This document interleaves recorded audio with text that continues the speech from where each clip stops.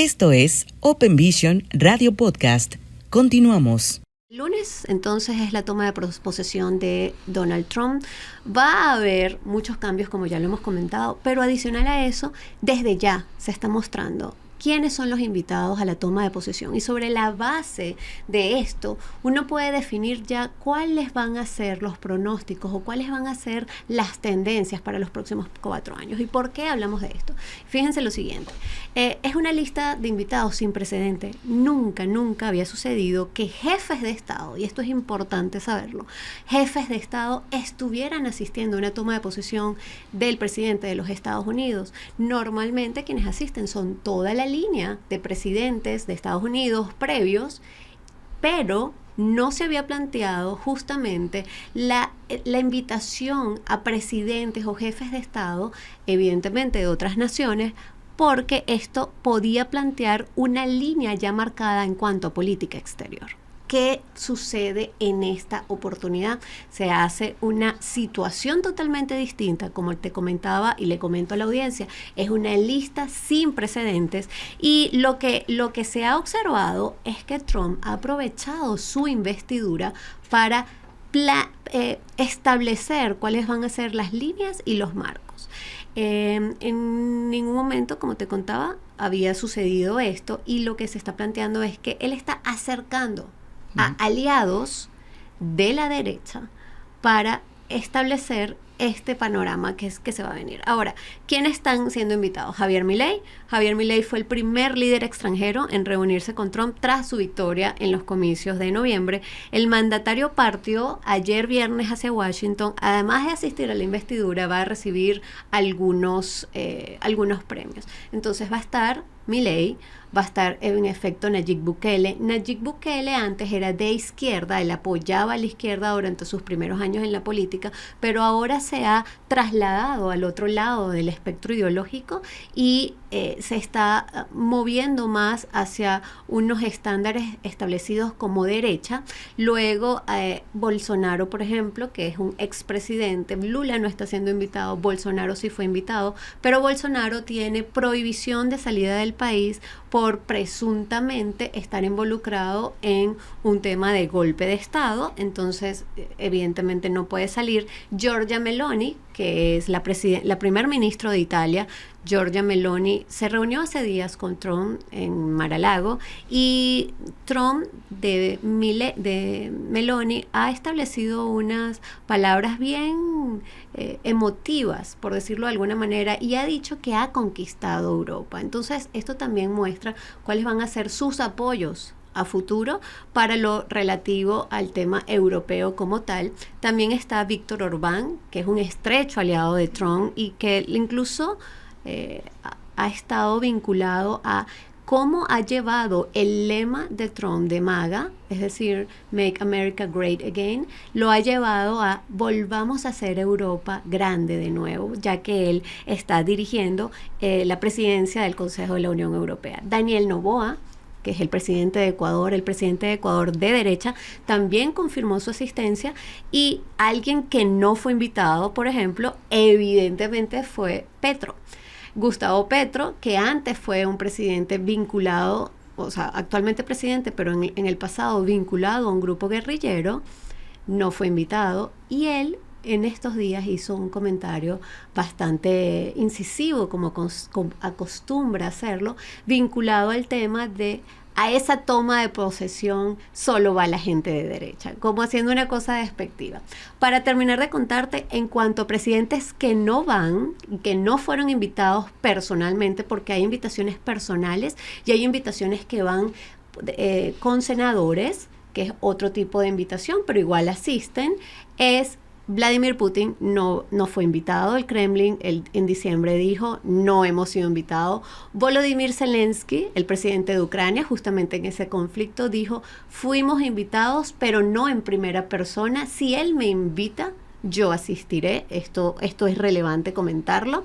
Benjamin Netanyahu no fue invitado, y esto es importante porque además de la cercanía que conocemos en la relación entre Estados Unidos e Israel, realmente sí se sabe que han habido ciertos impases a partir de que Netanyahu es el primer mandatario en el mundo que saluda a Biden después de esa controvertida elección en el 2020. Entonces, no ha sido invitado. Adicional a eso, se está haciendo justamente el día de mañana el inicio de la entrega de rehenes en ese acuerdo bastante importante que hubo entre Israel y el grupo terrorista Hamas. Y el presidente de China no asistirá. Inclusive sí se le invita, según lo que reportan los informes oficiales. Pero esto, fíjate aquí, Carlos, y la audiencia, esto es interesante porque aquí hablaba de un acercamiento a China y de cómo se podía estar estableciendo la estrategia comercial más allá del tema arancelario que veíamos y que analizamos en esta primera parte. Entonces, en cuanto a Claudia Sheinbaum, en cuanto a México, aquí se mantiene el tema de que no es invitado un jefe de Estado. Sin embargo, sí es invitado Carlos Slim. Y este es un tema también relevante para decir, sí, está el embajador, va a estar, pero no está invitada como presidente como el resto de los países.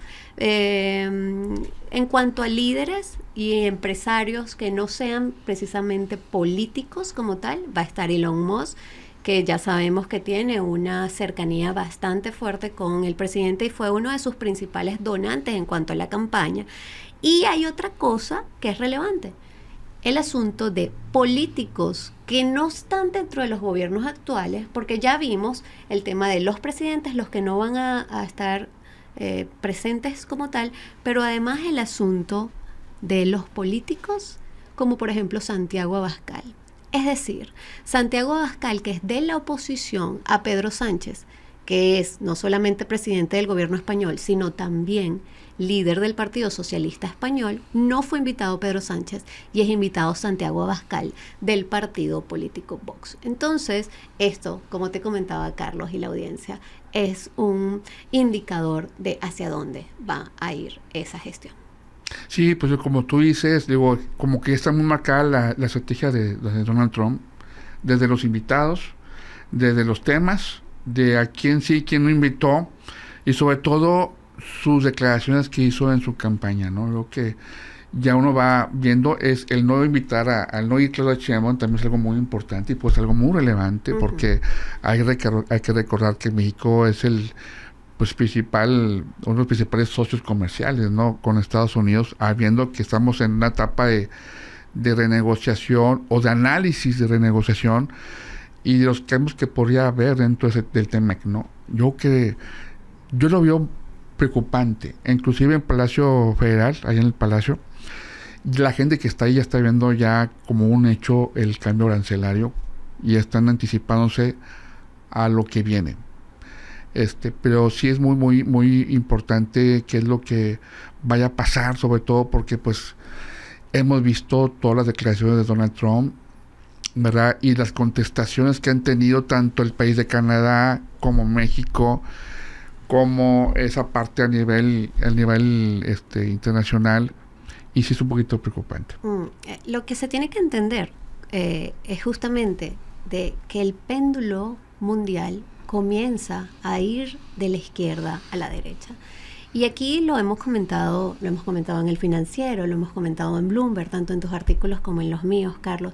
El tema no es si te cae bien o te cae mal aquella persona. El tema es que comprendas que con la información que tenemos y a dónde se están presentando las variables y hacia dónde va a ir el panorama, tú puedas tomar acciones, porque evidentemente van a haber medidas en el país, van a haber cambios en el mundo que van a afectar la economía nacional, que va a afectar la economía regional y evidentemente va a afectar la economía y los bolsillos de las personas. Entonces, de haber pasado de un 86% que tenemos actualmente de gobiernos a favor de la izquierda, esto se está mostrando que va a ser una gestión bastante fuerte, que va a ser una gestión confrontativa y que va a ser una gestión que va a impulsar cambios, incluso si es bajo el tema de la estrategia de escalar para desescalar. Y lo estamos viendo, por ejemplo, con los puntos que antes de la toma de posición Trump ya ha lanzado. No estamos hablando solo del tema de los aranceles, por ejemplo. Estamos hablando también del tema del Canal de Panamá. Entonces, esto genera que de inmediato el presidente de Panamá diga, hey, no, es que esto no es así. Y comienza el tema de la diplomacia en el rebote y de los intercambios. Eso nos muestra que en efecto ya se están empezando a generar reacciones incluso antes del lunes, que es la toma de posesión.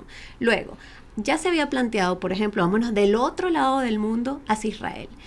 El presidente Trump dice, el grupo terrorista Hamas tiene que entregar los rehenes antes de que yo tome posesión el 20 de enero, si no conocerán el infierno en la tierra. ¿Qué es lo que está sucediendo? Mañana, entonces, ya se logró un acuerdo firmado y mañana comienza la entrega de acuerdos sobre la base de un cese al fuego, porque el cese al fuego es evidentemente supeditado a que entreguen los rehenes, por eso fue que se inicia la guerra.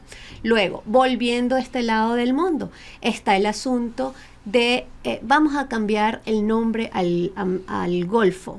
Ya no va a ser de México, ya va a ser de Estados Unidos. Entonces, hay congresistas que ya están pasando los proyectos de ley para eso. Luego, el tema de Groenlandia. Dice, Groenlandia también debe ser para nosotros.